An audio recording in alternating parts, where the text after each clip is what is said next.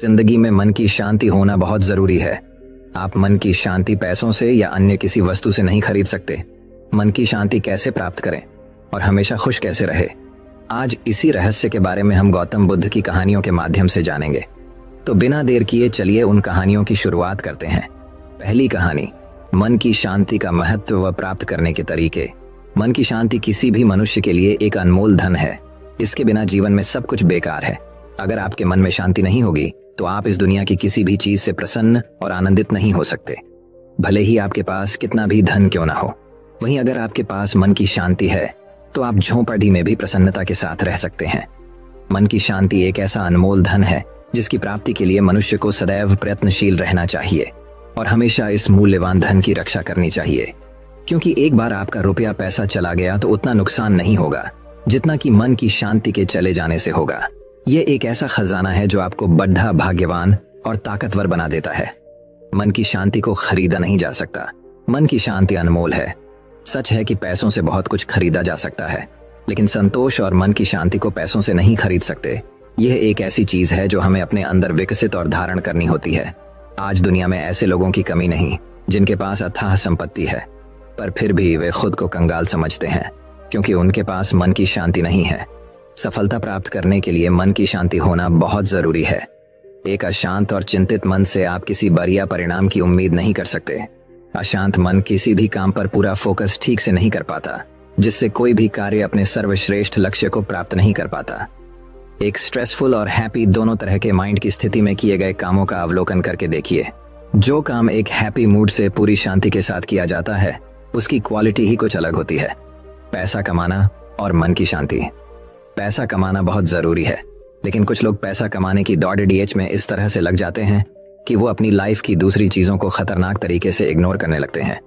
कुछ समय बाद एक ऐसा समय आता है कि लाइफ में दूसरी जरूरी चीजें उनके हाथ से निकलने लगती हैं, जिसे हेल्थ, फैमिली लाइफ, मन की शांति और हैप्पीनेस। पैसा कमाना भी जरूरी है और अपने जीवन की दूसरी आवश्यक बातों पर ध्यान देना भी जरूरी है। इसलिए ध्यान रखें कि रुपया पैसा कमाने की भाग दौड़ में जिंदगी की अन्य जरूरी जिम्मेदारियां और मन की शांति पीछे न छूटने पाए। सकारात्मकता से आती है शांति। किसी ने सच ही कहा है, शांति का कोई मार्ग नहीं है, बल्कि शांति खुद ही एक मार्ग है। शांति की शुरुआत मुस्कुराहट के साथ होती है।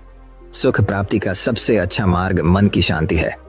मन की शांति आपके मन से ही शुरू होती है और मन पर ही खत्म होती है। अगर आपकी लाइफ में शांति है तो आप संसार के सबसे सुखी व्यक्ति हैं। जीवन के प्रति सकारात्मकता और मन की शांति का आपस में गहरा संबंध है। एक सकारात्मक सोच रखने वाला व्यक्ति बढ़ी से बढ़ी मुसीबतों को भी आसानी से पार कर जाता है। मन को शांति रखने की कला आती है वो सच्चे अर्थों में एक बहुत ही चतुर इंसान है। ऐसा व्यक्ति हरदम खुश रहता है और नकारात्मकता उसके पास भी नहीं भटकती। अगर आप पॉजिटिव थिंकिंग और पीस ऑफ माइंड दोनों को मेंटेन कर सकते हैं तो आप अपनी लाइफ में खुश रहना सीख सकते हैं। अगर आप सोचते हैं कि आप हर समय परेशान नहीं रहे तो आपको खुद को शांत रखने की कला सीखनी होगी। एक शांत और प्रसन्न चित्त मस्तिष्क बढ़ी से बढ़ी समस्या को भी आसानी से सॉल्व कर लेता है। फ्रेश माइंड में ही हम सही निर्णय लेने में सक्षम होते हैं। इसलिए मन की शांति के महत्व को समझना बहुत जरूरी है। मन की शांति क्यों जरूरी है? जिंदगी की महत्वपूर्ण दौलतों में से एक है मन की शांति। इस दौलत के बिना आप अमीर नहीं कहला सकते, क्योंकि ऐसी अमीरी किस काम की जहां उसे पाकर भी खुशी नहीं हो। शांति एक ऐसी चीज है जो किसी भी उपलब्धि पर मन को सुकून देती है।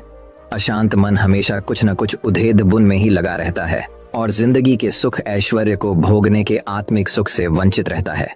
सुख को महसूस करने के लिए मन में शांति भी तो जरूरी है। अगर आप एक सच्चे दौलतमंद इंसान बनना चाहते हैं तो मन की शांति बनाए रखने के बारे में भी सोचिए। इस बात का प्रयास कीजिए कि आप कैसे खुद को अक्सर पॉजिटिव रख सकते हैं।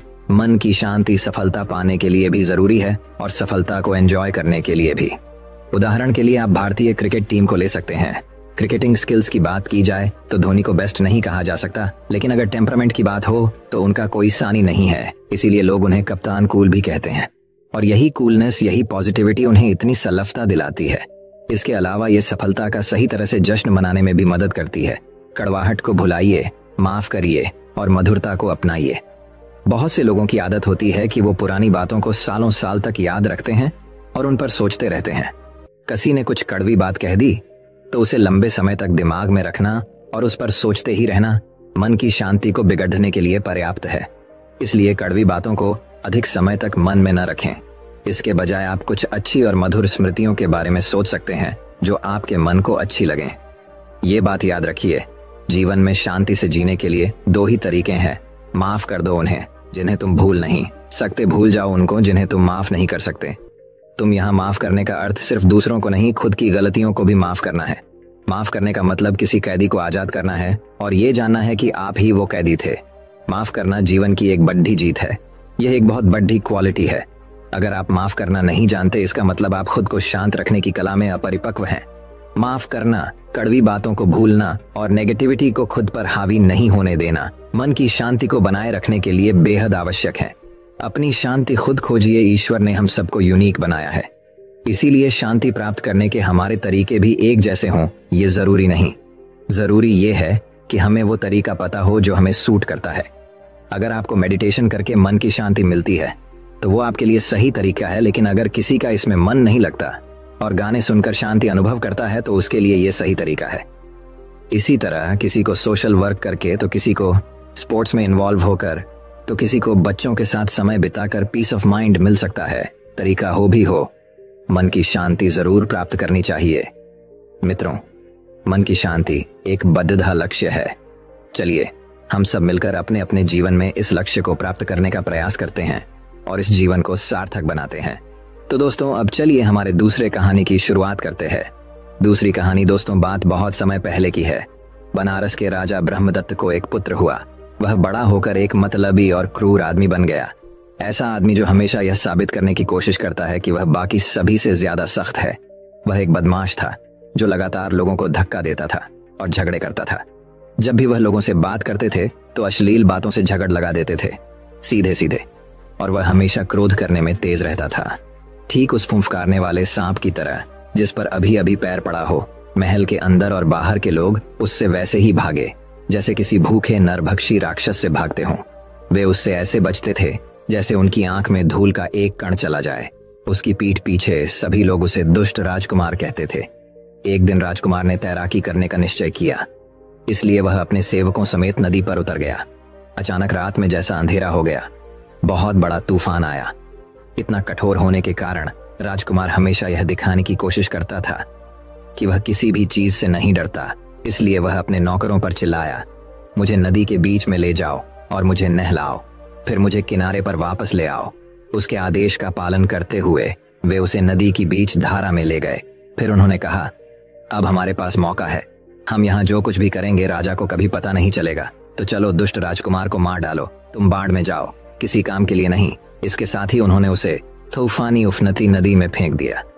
जब वे वापस लौटे तो बाकी लोगों ने पूछा कि राजकुमार कहाँ है। उन्होंने उत्तर दिया, हमें नहीं पता। जैसे ही बारिश शुरू हुई वह हमसे अधिक तेजी से तैरकर वापस बनारस चला गया होगा। जब वे महल में लौटे तो राजा ने पूछा, मेरा बेटा कहाँ है? उन्होंने कहा, हमें नहीं पता महाराज।